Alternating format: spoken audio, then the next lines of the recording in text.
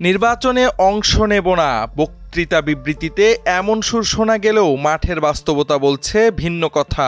যেসব রাজনৈতিক দল এখনও নির্বাচন নিয়ে সংশয় প্রকাশ করছে বা একের পর এক শর্ত জুড়ে দিচ্ছে, তারাই আবার ভেতরে ভেতরে নিচ্ছে জোর প্রস্তুতি।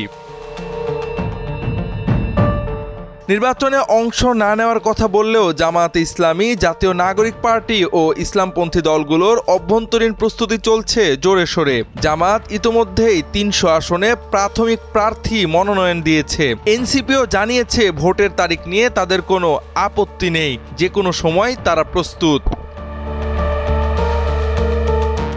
জামায়াতের সহকারী সেক্রেটারি জেনারেল মাওলানা আব্দুল হালিম সময়ের আলোকে বলেন, নির্বাচনের জন্য জামায়াত প্রস্তুত।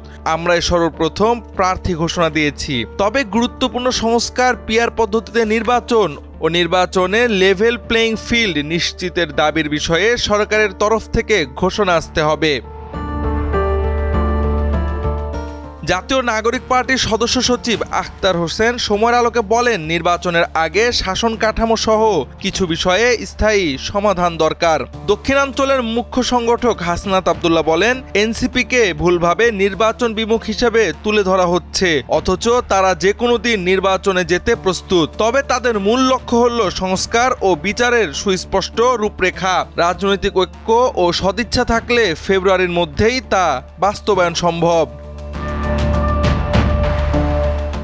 এদিকে আগামী বছরের ফেব্রুয়ারিতে রোজার আগেই জাতীয় নির্বাচন আয়োজনের জন্য নির্বাচন কমিশনকে প্রয়োজনীয় প্রস্তুতির নির্দেশনা দিয়ে চিঠি দিয়েছে প্রধান উপদেষ্টার কার্যালয়। বৃহস্পতিবার ইসি তাদের সময়সূচি ভিত্তিক নির্বাচনী রোডম্যাপ প্রকাশ করবে। নির্বাচনের রোডম্যাপ ঘোষণার পর কয়েকটি রাজনৈতিক দলের দাবিকে দলীয় এজেন্ডা হিসেবে দেখছে বিএনপি। বিএনপির কেন্দ্রীয় নেতা সালাউদ্দিন আহমেদ বলেছেন, নির্বাচন বিরোধীরা রাজনীতির মাঠ থেকে মাইনাস হয়ে যাবেন। ফেব্রুয়ারিতে নির্বাচনে তাদের কোনো শঙ্কা নেই। বিভ্রান্তি সৃষ্টির চেষ্টা কেবল রাজনৈতিক কৌশল। মহাসচিব মির্জা ফখরুল দ্রুত সংস্কার শেষ করে নির্বাচনের চূড়ান্ত ব্যবস্থা নিতে সরকারের প্রতি আহ্বান জানিয়েছেন।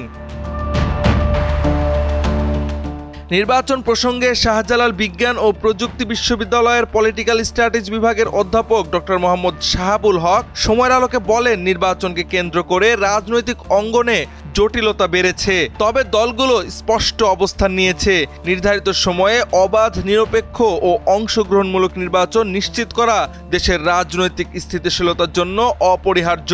নির্বাচনে আস্থাহীনতা রাজনৈতিক অনিশ্চয়তা ও অর্থনৈতিক ধীরগতি ডেকে আনবে। তাই সব দলকে নির্বাচনে অংশ নিতে হবে এবং জনগণের ভোটের অধিকার রক্ষা করতে হবে। এই মুহূর্তে জাতীয় ঐক্য ও স্বচ্ছ গণতন্ত্রই দেশের উন্নতির চাবিকাঠি।